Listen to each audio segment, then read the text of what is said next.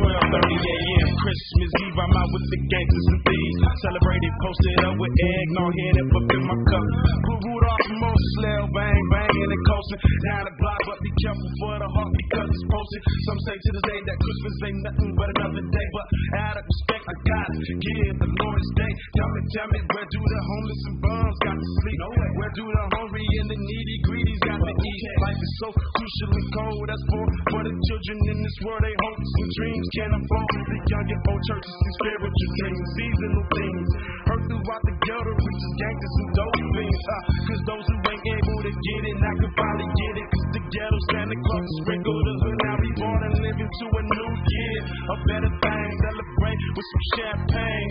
Now on the first day of Christmas, my homeboy gave to me a sack of that crazy glue and told me to smoke it up slowly. Now on the second day of Christmas, my homeboy gave to me a 50 hand dog and told me to take my mind off that weed. Now by the third day of Christmas, my big homeboy gave to me a whole lot of everything, and it wasn't no game to me. Back then you woke up to the sound I saw Mama kissing Santa, made you reminisce on the old-fashioned Christmas days. Dismiss a fat man jolly with joy, down your chimney with toys for little girls and boys. Pumped up, I jumped up before the sun peeked in and hoped to catch a Santa Claus creeping down my hall. Went to the window, put my eyes to the sky to see if I could see the sleigh that parlay and push the fat guy. Outside ain't no sign, but everything under this tree in my house is mine. My bike that and this plastic 9 to do fine till next year come. I try to see the same thing, they got us brainwashed up. And when you find it ain't no Santa, Christmas still mean a lot. Cause it's a time to get together and give all you got. KBLA Talk 1580. It is time for the holiday songs. I still think this Christmas is the greatest one ever.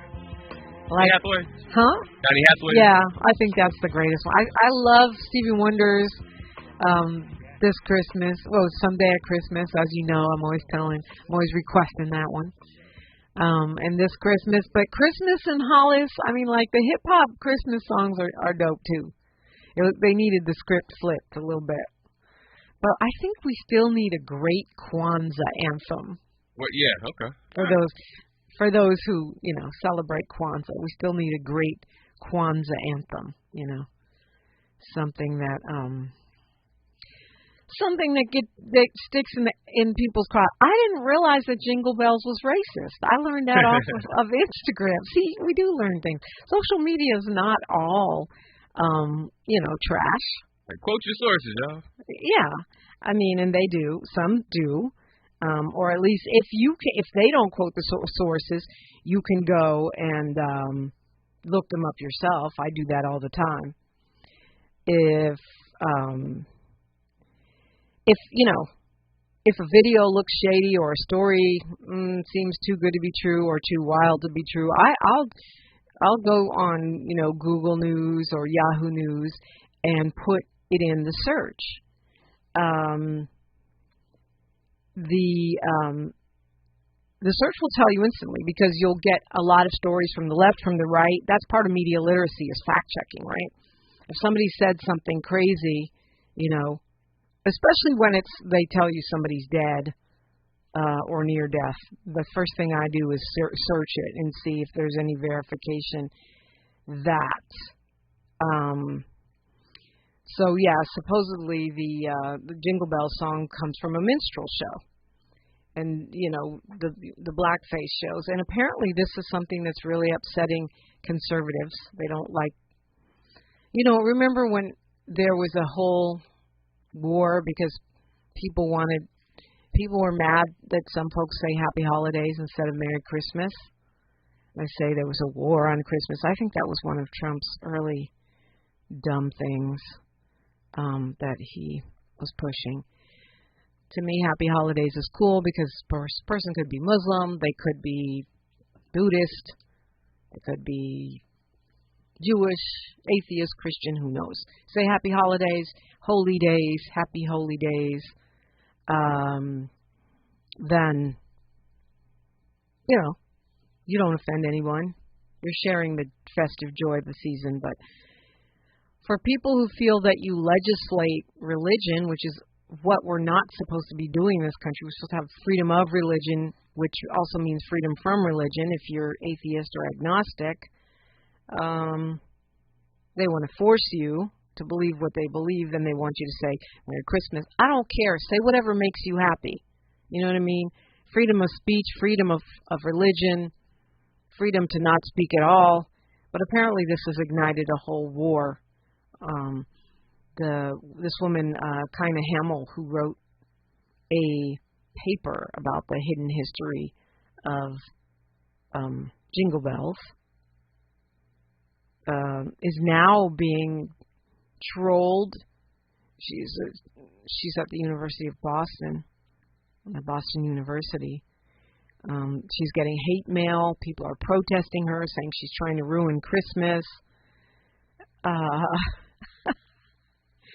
And the song apparently was originally called One Horse Open Sleigh. It was first performed in blackface at a minstrel show in 1857. And it was originally apparently a racist song written by this guy, James Pierpoint. He was a minstrel performer, and now she's become the object of hate, Christmas hate. It's crazy to me. One song is not Christmas. And the thing, you heard the conversation, hopefully you heard the conversation with Dr. Charles H.F. Davis III. If you missed it, you can find any of our shows on wherever you get your podcasts. They're available, and they're also on Instagram.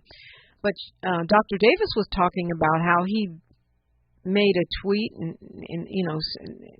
and was targeted by right-wing conservatives, is still being targeted in the wake of the Charlie Kirk killing. I myself took a few hate bullets around that. But with Dr. Davis, they doxed him. His family had to flee their home. He's been under investigation. And, there's a possibility that there's folks trying to get him fired. I say there's a possibility because there was folks trying to get me fired too, and so far so good. I don't think, I think Tavis Smiley and KBLA Talk 1580 is much different environment than most of these academic ivory tower joints. And the fact that this woman is facing possible dismissal for revealing that Jingle Bells has racist roots tells you everything you need to know about where we are in America right now. If the song has racist roots and you still want to sing it, that's on you. Nobody's telling you ban Jingle Bells. Know your history. Now you're mad. Now you're going to go and harass this woman because she did research and found a thing out. Anyway, I used to think that was a cute song. I don't think it's quite as cute now that I know it started out as a minstrel show song. So yeah, we know better. We do better, unless we're the conservative right. So, it's crazy because I used to worry more about my friends that are rappers, or comedians, or people that work in security, that are out in these streets. Now I worry more about my friends who are professors, getting doxxed and harassed and targeted for dismissal. I worry more for my friends that, between the budget cuts, which is making a lot of people lose their jobs on college campuses, cutting down the number of courses, and the McCarthyistic so-called anti-Semitism probes, which are really anybody who says anything against Netanyahu or Israel, which has nothing to do with being anti-Semitic, is now being labeled anti-Semitic. It's just a tough time to be a professor. Okay, I guess. Question, quick, Dominique? Yes. The professor that talked about Jingle Bells, is it a black professor or a white professor? It's a black professor. Okay. Kaina Hamill. Yeah. Why? Why do you ask that? One, I'm seeing a big increased these last couple months. We've talked about it on white people telling on white people on Instagram. It's a great phenomenon. If you haven't seen it on TikTok, it's a good algorithm hole to, go and boost your boost your knowledge and also boost your confidence a little bit. But yeah, I do think that it's a war on black intellectualism as well. So I just want to see who what the dynamics were. Yeah, I mean I've seen that too. I've seen white people telling on white people a lot, and also a lot of white people taking up black history. I mean, not that that's new. People did it in the academy, but not so much on social media. I feel like they're doing it as a response to the erasure of our history. I think AI is just exposing them. Like, everything's coming to the search. Like, how we can't escape their algorithm sometimes. Sometimes they get caught up in our algorithm. Yeah, but maybe she's not black. I thought she was black because it was part of a bet with a friend that I read. She had a bet with a friend that the actual Jingle Bells was racist. And in order to settle this bet, she ended up writing a whole scholarly paper and going down a research rabbit hole. And I thought she was black, but maybe she's not. The plot thickens. Let me see. Let me see if I can find this out. It says taking jobs, y'all. You see that? But is that taking a job?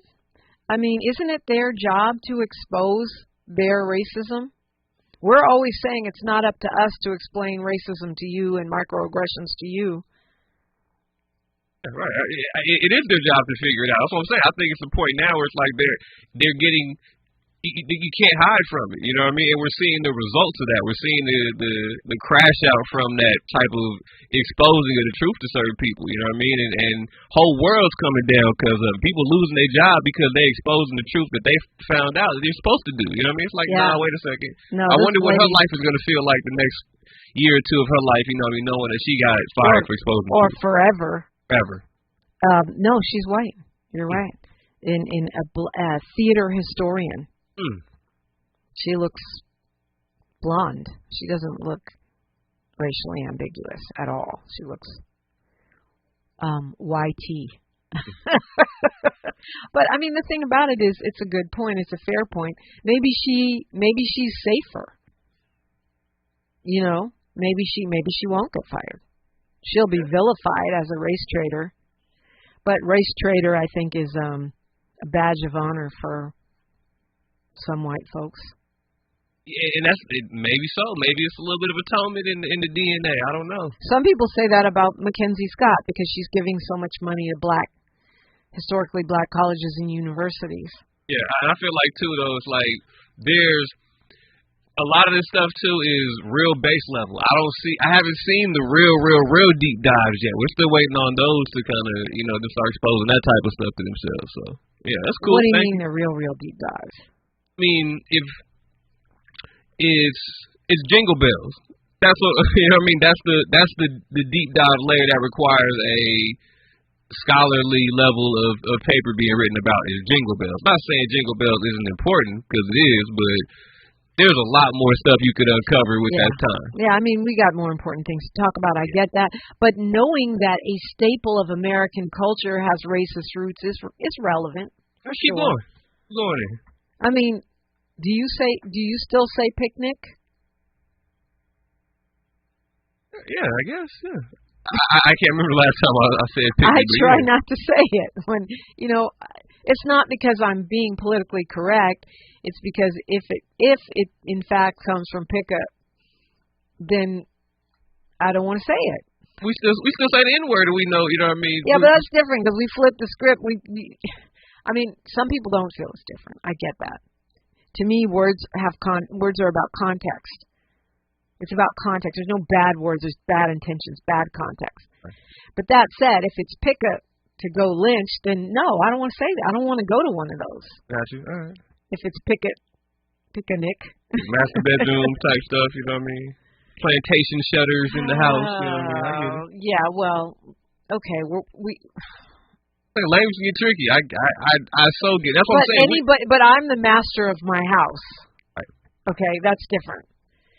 If you're picking somebody to go and lynch, I'm going I'm going to go to the cookout. Right, I'm going to the park. I'm not going to pick a. I'm going to the park with the homegirl to go have a picnic as a date. That's what I'm doing. Yeah, but so call it pick date. Or pick park. Right, pick park. Pick a park. Or pick a park. Pick sandwich. Pick sandwich. Pick something. Pick something and stick with something. Yeah. Okay. You know what? We need to make a list of things on this Think Tank Thursday that we want to ask Ariva Martin about. And top of the list, because Attorney Ariva Martin is joining me next hour, top of the list is how can we seize an oil tanker that belongs to another country? We're not actually theoretically we're not at war. We're not officially at war with Venezuela. How can we just go snatch up a tanker? President says it's for a good reason. Are we taking his word for it? And does that make it legal? He said there's more important things to talk about. That's one of them. And the amount of things that appear to be illegal that are happening with our military right now are dizzying. But I'm not a lawyer, nor do I play one on the radio, so I'll look forward to getting that answer. Perfect time to call me, 800-920-1580, 800-920-1580. I'm Dominique DePrima for KBLA Talk 1580. She's reclaiming her time on KBLA Talk 1580. More First Things First with Dominique DePrima when we come forward. I got the champagne. Everybody can laugh. KBLA Talk 1580 congratulates our own Keith Underwood, host of the weekend entertainment show Black in the Green Room, on his recent honor at the annual National Arts and Entertainment Journalism Awards. Keith received the First Place Award presented by the Los Angeles Press Club for his entertainment reporting, and we couldn't be prouder. Congratulations, Keith, from all of us at KBLA Talk 1580. At Charmin, we heard you shouldn't talk about going to the bathroom in public, so we decided to sing about it. Charmin Ultra Strong. You can use less, better than the rest. Charmin Ultra Strong. Booty pasta clean that. Charmin wave texture, it's the best. Study up, teach your lesson on fresh. Your booty pasta clean that. Yes, sir. Charmin Ultra Strong. Charmin Ultra Strong with diamond weave texture cleans better than the leading one-ply brand, so you can use less. Enjoy the go with Charmin. Kohl's Customer Appreciation Event is here, right in time for the gift exchange. Even though everyone pretends gifting isn't a competition, it kinda is. At Kohl's, save on gifts everyone will fight over. From sweaters and flannels to air fryers, toaster ovens, and more. Because deep down, the gift exchange isn't just about giving. It's also about winning. Shop Kohl's and save on top gifts now. Select styles, some exclusions apply. Offers end December 14th. See store or Kohl's.com for details. Nugget bells, nuggets all the way. Hi, I'm Kylie. I'm John. And I'm Garrison. And a little thing we love about the 30-count Chick-fil-A nuggets is sharing them when we cut down the Christmas tree. We will pack the car with gifts, and of course, we go and pick up our family's favorite nuggets. Every nugget is tasty times quadrillion. And we get all the sides. Yeah, the ooey gooey mac and cheese is a big hit. Share the nuggets, share the joy. Order the 30-count Chick-fil-A nuggets on the Chick-fil-A app. Real guests paid for their testimonials.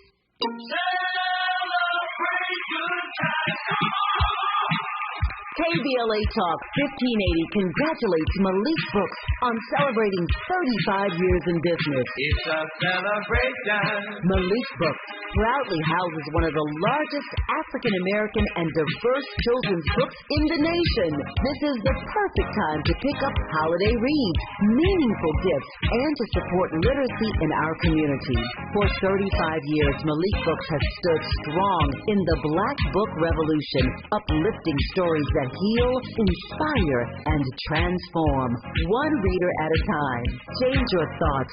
Change your life. Books are the gift that keeps giving. From all of us at KBLA Talk 1580, congratulations to Malik Brooks on 35 years of culture, pride, and community. The conversation continues right now with Dominique DePrima on First Things First. Oh man, Miles, that's down a rabbit hole. Now we're never going to say the N-word again. We're not going to say master bedroom. We're not going to say plantation blinds. To me, it's different when you're talking about an actual anthem. I mean, I guess, the second or third verse, I think it's the third verse of the national anthem is supposed to be racist also, and I've seen a paperwork on that. But I just, for me, they're not going to change the national anthem. That's not going to happen. But we can choose our Christmas carols. We got endless options when it comes to that. So I don't think it's the same thing, and we can write new ones. We can just play Stevie Wonder over and over and over again. I don't know. Is that woke culture? Maybe. But the goal to try and, I guess the goal is, if we're talking culture, is to start cleaning up our, our language. So and we can't be sitting up here and talk about this whole reset of cultures and not, have that conversation too eventually down the road. I think that's coming up too. I think that, it's going to be a little bit more power, and like you said, with the N-word, repurposing our words and taking our power back and trying to strip the whole language away. Yeah, and I do think that it's not, people like to say woke, but I do think it's not just woke. To me, woke is being conscious, which is a good thing, but it's not about, censorship or cancel culture. It's about being intentional and respectful, having accountability for your words, having your accountability for what you say and what you represent. And I think, to me, I don't like to compare us with folks, but to me, this is one area where Jewish civil rights leaders have done a great job. They don't tolerate anything. You don't get to joke about anything around the Holocaust. If there was an equivalent word to picnic for Jewish people, we wouldn't be using it. It would be gone because they don't play about their disrespect, and I'm not mad at that.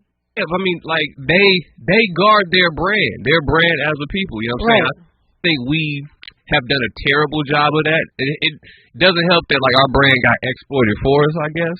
You know what I mean? And people who aren't us telling our own story, but it's I look around too online, I see people from, the motherland and people from Britain who were responding about the Diddy documentary.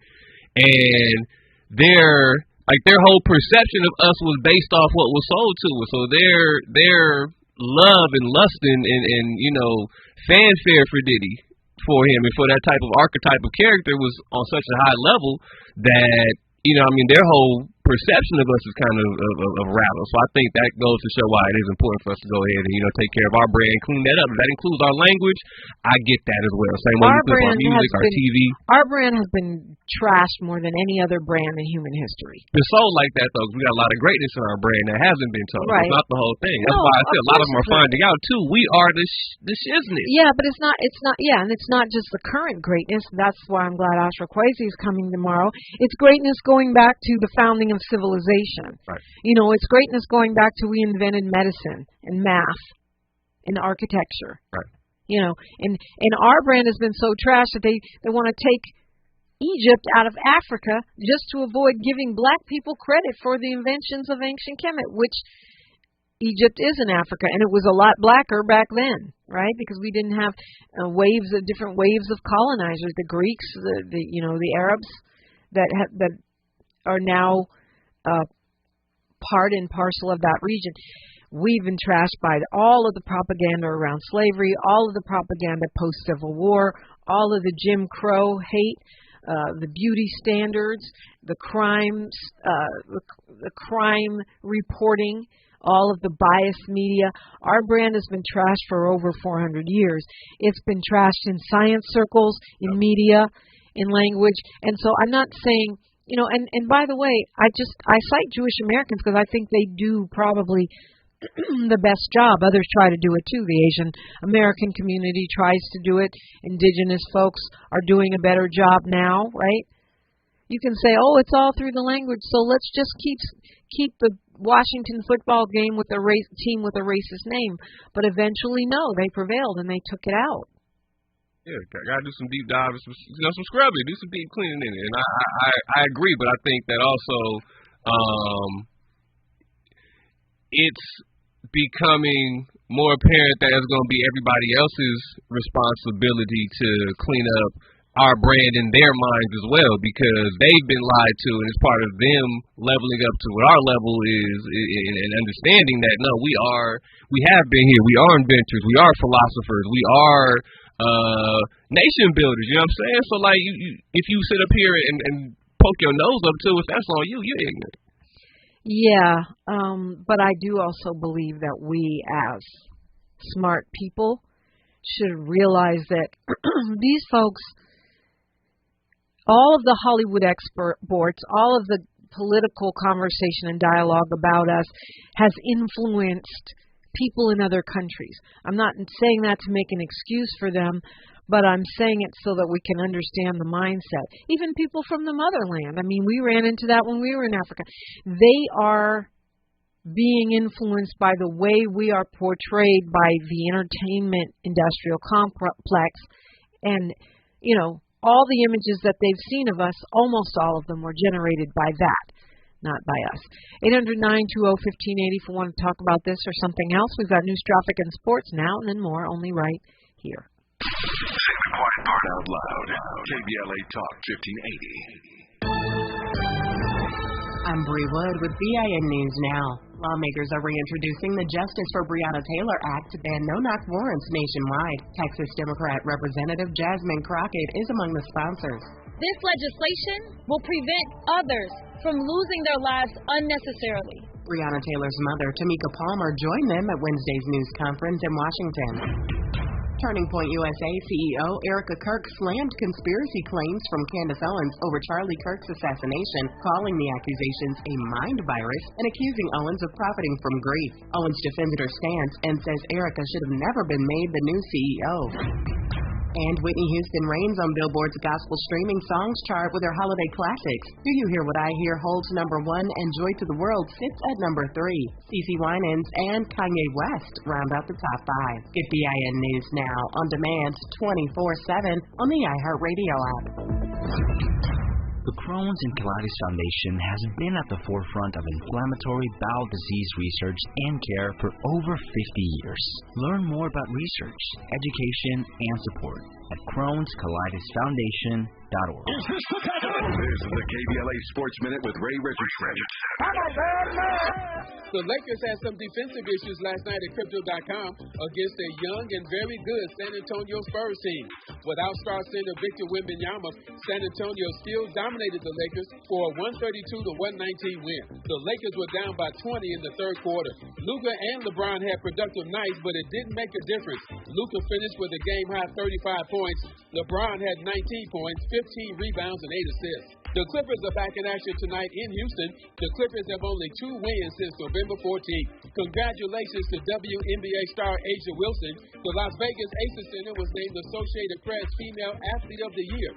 Wilson led Las Vegas to their 3rd WNBA championship in 4 years. She led the league in scoring and block shots last season, 23.4 points per game and 2.3 block shots. No debates, no speculation, just the info you need. That's your KBLA Sports Minute. I'm Ray Richardson on KBLA Talk 1580.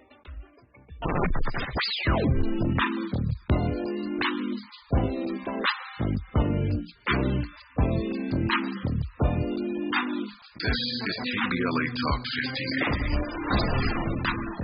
Talk radio. That's music to your ears. We're unapologetically progressive. KBLA Talk 1580.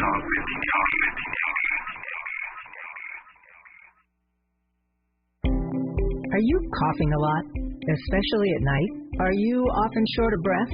Are you using your rescue inhaler often? These could be signs that your asthma is not under control. To keep your asthma in check and help prevent an asthma attack, ask your healthcare provider for an asthma action plan. This is a personalized plan you create with your doctor that shows you what to do and what medicines to help control your asthma and to use when you're having a hard time breathing or when you're having an asthma attack. Please don't wait until you're having an asthma attack. Do something about it now. Schedule a visit with your healthcare provider today to make that action plan and take control of your asthma. For more tips and resources on the management of asthma, visit luma-edu.com. This message is brought to you by Amgen and AstraZeneca.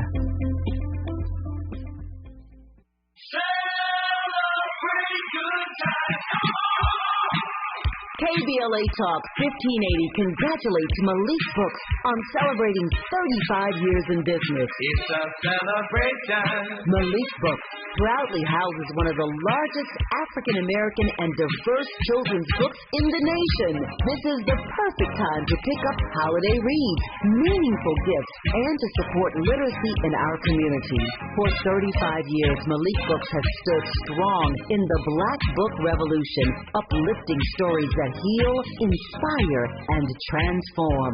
One reader at a time. Change your thoughts, change your life. Books are the gift that keeps giving. From all of us at KBLA Talk 1580, congratulations to Malik Books on 35 years of culture, pride, and community. With the new IHOP value menu, $6 is all it takes to go to your happy place, where stacks of pancakes with bacon and eggs are just $6 every day. French toast, sausage, and eggs are, you guessed it, $6. And fluffy omelets come with a side of pancakes and only cost $6. Go to your happy place every day at IHOP. $7 in some locations. Available every day for a limited time at participating restaurants in the U.S. Hours may vary. No substitutions. Not valid with other discounts or promotions. Prices may vary. Oh, how's that flu, babe? Did you take Dayquil Intense Flu yet? Nah, I got this. Okay, I don't got this.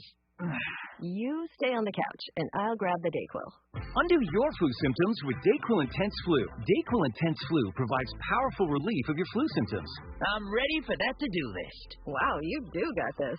Dayquil Intense Flu. The daytime coughing, aching, fever, under your flu medicine. Use as directed. Keep out of reach of children. KBLA Talk 1580, where hate loses and love wins. Yeah, so the House of Representatives has passed this massive defense spending bill, defense policy bill, $900 billion in military programs. Like I mentioned yesterday, it's a few billion more than what the president asked for, which to me is crazy, knowing we spend all this money, more than, we could feed the entire world for our military budget several times over, and then you're going to give them more than what they asked for. It did pass, though, and that's not surprising. I feel like lawmakers are scared to be seen as un-American, and they claim that this bill is an improvement because it speeds up how quickly we'll be able to buy weaponry.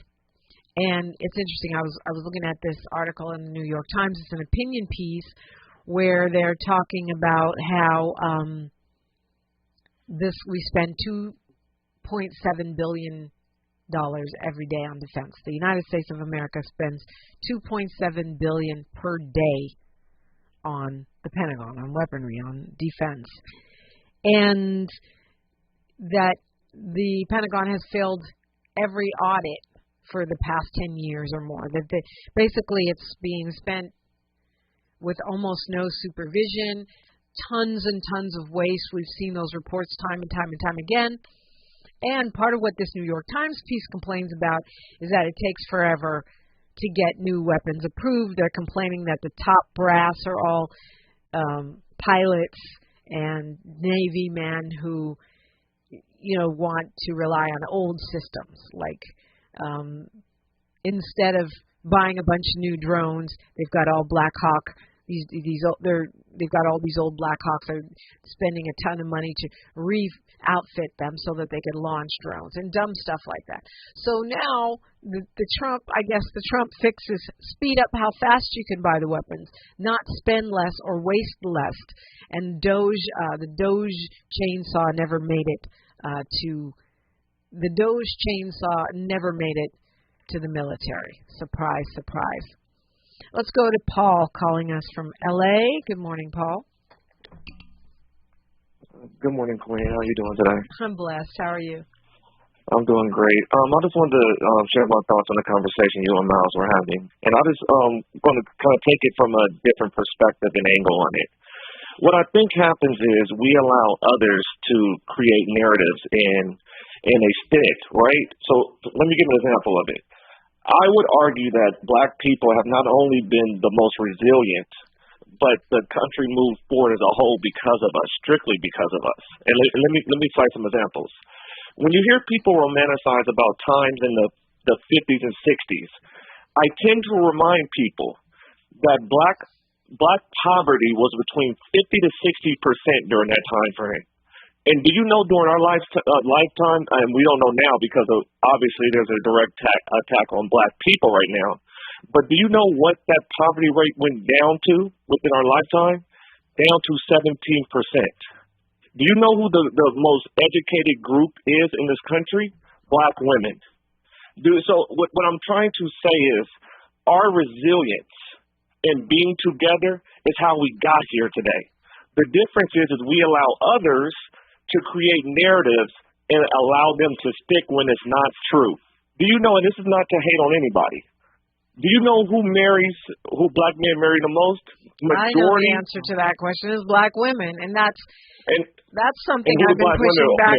And we marry Black men, and that's something I've been pushing back on because it's not just that foreign people or immigrants believe these bad things about our brand. We believe them too, and I think that's what you're getting at, Paul. We believe the hype against ourselves. I saw, I don't know if this is current, but I saw it's close to 90% of Black men marry Black women, even so-called wealthy Black men, which the stereotype is, Ye said it. And when he makes it, he leaves you for a white girl. But that's actually not what the data show at all. So why I'm bringing this up is we need to, for us, we don't have the luxury of falling for the okie doke. I have said for years on the show, Dominique, and thank you, because Black independent media is the resistance. Get off of their stuff, everybody. We need to be directly supporting ours. Our dollar needs to be patronizing our businesses. We need to be circulating our money within our community. A lot of times people whoop and say a lot of things that aren't true because they don't spend the time to actually fact-base and research it themselves. So then they create narratives that aren't true. The reason they commercialized hip-hop at one time that actually told our story is because 70% of people that buy rap music are non-Black people. So they create an image of us that is not true. When I just gave you the facts of how economically we have grown. So when this administration gets in office, the first thing that they directly do is they attack who? Black women. Why do they attack Black women? Because 92% of them have been the resistance against what's going on now. So the numbers Dominique just shared with you directly shows that Black men marry Black women and Black women marry Black men, that they're attacking Black economics. Wake up, people. Yeah, and it's always if it bleeds, it leads. And if you watch, this is one of those places where if you just scroll social media or watch TV talk shows, you would think that it was just the opposite, that 90% of Black men marry people that aren't Black women. That's how it's presented. That's how it's presented on social media for sure. It's always the Kardashians that are presented as the desirable ones, or the Patrick Mahomes that are highlighted, and Brittany Mahomes, his little, MAGA wife, that are presented as the norm, but that is not representative of what the numbers show, what the evidence shows. The evidence shows that actually, and I've done a deep dive on this because it's a little bit of a pet peeve of mine, is that, because I want you to marry who you want to marry, but I think it's part of this media campaign to make us think that we're less beautiful, less desirable, and less valuable than other women. And the fact is that we, black people, marry outside our race less than any other group in this country, including Asians. Yes, and might I add, Dominique, for something else, I could talk this forever, because this is what I do, trust me. People that know me know this is what I talk, fact-based. The reason, do you know the group of men that are most involved in their children's lives? Black men. There have been case studies for decades on this. But do you know what the media runs 24/7? Because it's white mainstream media. They sell a lie that there are fatherless homes. And it's crazy because we've had the war on drugs in our community. We've had the over-policing of our community. We've had this government directly bomb us. The government, the U.S. government, bomb us ourselves.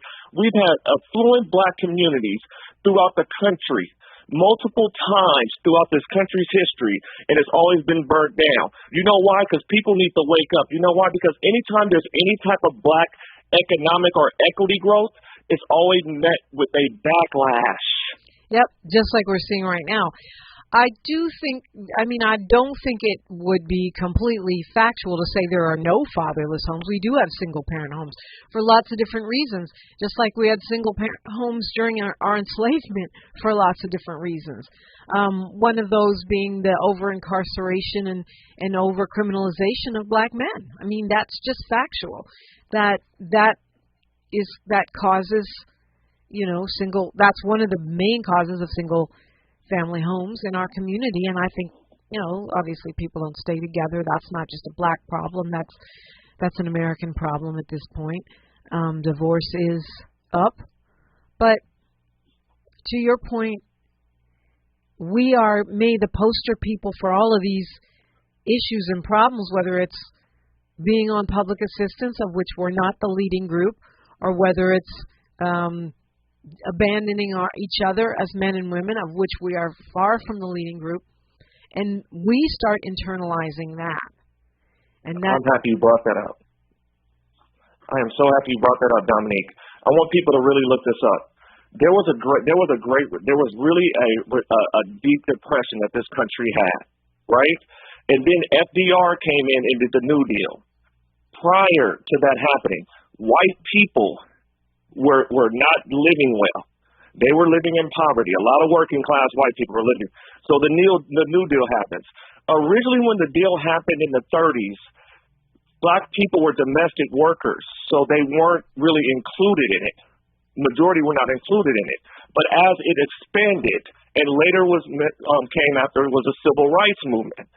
What happened was all those blue states, those states that were blue because the Democratic Party was the party of the unions themselves, moved over to Republicans because black people moved over to the Democratic Party because those policies that you're talking about, Dominique, that's exactly why the progressive movement stalled, because they were able, the Roger Stones, who's around Donald Trump right now, the Lee Atwaters, and the Ronald Reagans and the Nixons ran a campaign over welfare, and they attached it to black women.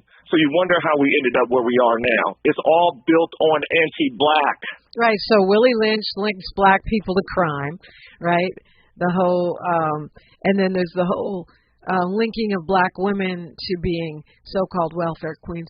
Those are images that are not supported by the facts. Those are images, though, that we also internalize, and that's part of the problem. You talk about reparation, repairing our own self-talk, our own self-image, the way we go along with this stuff, and, internalize it is also a problem. And I think it's especially a problem when it comes to our relationships. That's why I said I did a piece on TikTok where I said, online I see the manosphere, and I see this war between black men and women and women in general, but black women and black men in particular. Offline, I see people dating, chilling, getting married, having kids, going on dates, going to parties. So I think a lot of it is just manufactured, but we start to internalize it in our minds, and then it can become a self-fulfilling prophecy. The biggest hurdle that we have in our community, and Brother Kwame will tell you, because we always have this conversation amongst us as black men, is literally we have to engage the younger generation, brothers. We have to pull up on, go to your alma maters, talk to the younger youth, because ideologies, we need to be communicating with them. What they've encountered right now in real time, most of the youth that are upcoming right now haven't even experienced a functioning government, because the last decade, all they've seen is this buffoonery that's been going on, and they are basically tapping out. So if we aren't in front of and tutoring and mentoring the up-and-coming youth, then we have to understand that they're going to be at the victims of basically these algorithms and these social media apps that are feeding them the lies, and it's working, people. So we need to be doing our part. Yep. We need to be doing our part, and they need to be doing their part. It's funny. I think my child makes me aware of just as many, if not more, assumptions, perils, and urban legends that I make him aware of. And I think, that's part of media literacy. We're going to have to start fact-checking, double-checking, and checking each other in a way, in a kind and fun-loving way, but in a way, day to day. I think you might have heard Alelia Bundles yesterday, the great granddaughter of Madam C.J. Walker, talking, and she was a news producer, a news executive at a high level, major networks for years, and how she almost found herself getting tricked by AI. So the more subtle things, like the way people angle a story, the words that they are allowed to use to describe us and our communities, those are important because they color people's perception of who we are as a race, as an entire group of people. And so while I'm not for censorship, I am for the kind of vigilance that we've seen with Native American, Indigenous, First Nations people, and famously with Jewish Americans. I'm not mad at it. You're drawing a line in the sand and saying, don't cross this line.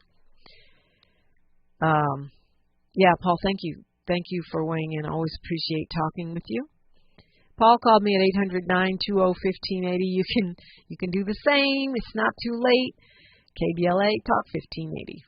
More First Things First with Dominique DePrimo when we come forward. We ask seniors how to prevent Medicare scams.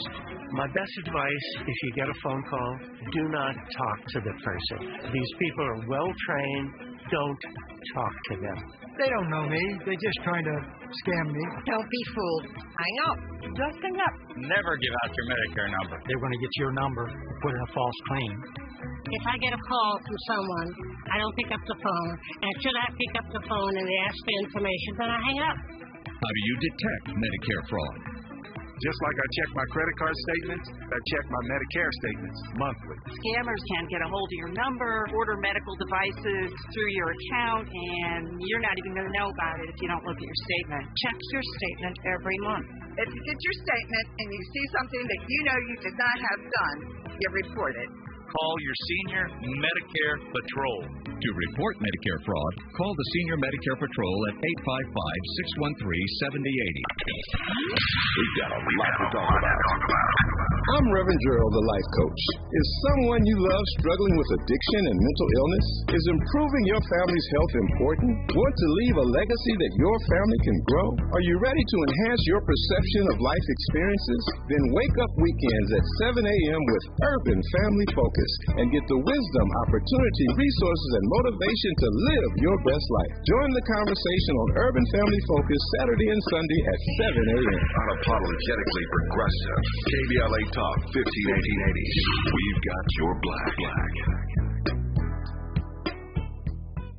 It's a classic odor tale. You fried fish for dinner, cleaned up with the smell, and still in the house. And the neighbors are coming over for game night. They're on their way. And then you spray Febreze Air Mist. Febreze Air starts working instantly to fight even your toughest odors, so you go from fish to fresh like that. Now all you have to worry about is Pam cheating at charades. Breathe happy, Febreze, la la la la la. Find a righteous range, and don't be afraid to say what you see. We're KBLA Talk 58. Me and Miles are still back here arguing about this stuff during news, traffic, and sports, not paying attention to the Black Information Network. How sad is that? Anyway, you were saying that we had been talking off the air about the Streamer Awards being in the shape of Pepe the Frog, right? The Frog, yeah. Which is, Pepe the Frog is a cute little animated figure that is used by fascists online. Like, we all seen Pepe the Frog memes all the time. Like, Google it, you know exactly what it is. The frog sipping tea. But on sites like 4chan and white supremacist sites, the Pepe the Frog is like one of their mascots. So if the Streamer Awards are in the shape of Pepe the Frog, you know what you holding up as an award in front of the camera, like you Michael Jackson with 7 or 8 trophies in your hand. Like, look at me, I got 7 Pepe trophies. Yeah, look, I got the Burning Cross Award. Right. You know, so to me, I don't see how those streamers don't know that. I think they're going along with it. Miles thinks they're just ignorant. I think we're getting to the point where you're gonna have to know all this stuff. But how are you a streamer and don't know Pepe the Frog? I mean, a young person, even an old person, maybe if you're an old person, okay, maybe I'd give you a pass. But if you're a young person in an online world and you don't know that that's a fascist symbol, how is that possible? If you've been spending your whole life sharing it, it's gonna be just like the N-word is to you when you go to these Drake concerts. Like, you know what it means, but you're still gonna. Pepe the Frog, well, I don't know the origin, so maybe I shouldn't say that, but I just don't think it goes back as far as the N-word. No, but I'm saying that just like that, the history can get switched around on you. And like I said, I think we've been falling for this same trick as like a people, not just as a people, but as people. You know what I mean? For a long time, going back to like white Jesus on down. You know what I'm saying? Like, we just believe what is thrown to us about whatever story, and we roll with the story attached to it. From Pepe the Frog to Look, like you said too. Imagine the Jewish community taking an oven trophy as a symbol for an award that somebody wants to give. I don't know if I would have said that on the air, Miles, but yeah, I did say that. I mean, to me, that's what it is. It's like you're being handed a racist, a fascist symbol, and to me, that's them clowning you low-key. Exactly, yeah. So why would we accept that? You know, the Anti-Defamation League has added Pepe the Frog to their database of hate symbols. Exactly. I mean, not that they're the be-all and end-all, because, you know, they have a huge double standard problem, which, you know, that's another conversation for another day. But the fact of the matter is, if they have it, if they know and they have it in their database of hate symbols, then how do you not know that as a streamer? I think they're just playing themselves. Saying, but like it's their responsibility to find out, and if like we just said, we saw with Paul a second ago about how what's being fed to us as a people, if they're not being fed this information and they're not going with it, they're just sheeple at this point. That may be kind of all they are right now. You know what I mean? But once you find out, I guess it's on you to make that change. Same thing with us. I guess Matt Fury created Pepe the Frog for his Boys Club cartoons. I wasn't aware of that. So it's only been around since 2005. The N-word's been around a little longer than that. But they are saying what the ADL says is that racists and haters have taken a popular internet meme and twisted it. Therefore, they categorize it as a hate symbol. Now, not that, you know, they're the be-all and end-all, but to me, if they're saying that, you know that. So why would you proudly hold that symbol in your hand? That's I shouldn't say what came into my mind. It's very coonish. Very much so. Very much so. And we got a lot of coons walking around too with, you know what I mean, Pepe the Frog-ish in their brain. I mean, I wouldn't mind winning a streamer award, but if you hand me a Pepe award, I might have to throw it back at you. Maybe the thing too, they're showing up for the award and just taking whatever the trophy is that they presented. Nah, you know what? May come with a bag attached to it, Dominique. Will you stick your head in the toilet for this Pepe Award? Doing a lot of things for these Pepe Awards live on stream in front of the world, Dominique. Who knows what they'll do for it? Well, that's the problem then. Whole game we live in, right? And guess what? They're on Discord with your son, Dominique. I know that, and that's the other problem. But see, that to me, Discord, whoever the parent company is, I don't know. You created this problem, so you got to fix it. And I, the consumer, the parent, the kid, have to demand that you fix it. I didn't create this problem. I was living my life. And then you are the one that made me rue the day that I let my kid get a phone. And if you're a young parent and your kid is 5, 6, 7, 8, 9, they don't need a phone. 10, 11, they don't need a phone. That's what we need. We need the next reckoning with the CEOs of the Twitches, of Discord, of OnlyFans. OnlyFans, well, are kids using OnlyFans? OnlyFans is making his money because of the sex work side of it, but there's a lot of other stuff on OnlyFans besides just that. So I mean, but that's what it's marketed as. I must admit, I've never been on OnlyFans. Never said I did either. I'm just saying. There's nothing drawing me to it. But I mean, your point is taken. But it's not going to happen under this administration, where Meta and Google and all these folks are handing millions of dollars to be in the president's favor to build a giant ballroom, which is getting bigger and bigger with each iteration. All right. Well, where is your white professor who just lost her job to have nothing but time on her hands now? Let's go ahead and keep cooking for the people if that's what if that's the time we really on, not just yet. That might be white privilege, but she hasn't lost her job yet. And I hope she doesn't lose her job. I hope that Dr. Davis doesn't lose his job. They're tenured, so they're not supposed to lose their job. But in this McCarthyism environment that this particular administration has put forth, you never know. Okay, I'm so glad Ariva Martin is joining me next. You're listening to KBLA Talk 1580. KBLA 1580 Santa Monica. I'm Bree Wood with BIN News Now. Lawmakers are reintroducing the Justice for Breonna Taylor Act to ban no-knock warrants nationwide. Texas Democrat Representative Jasmine Crockett is among the sponsors.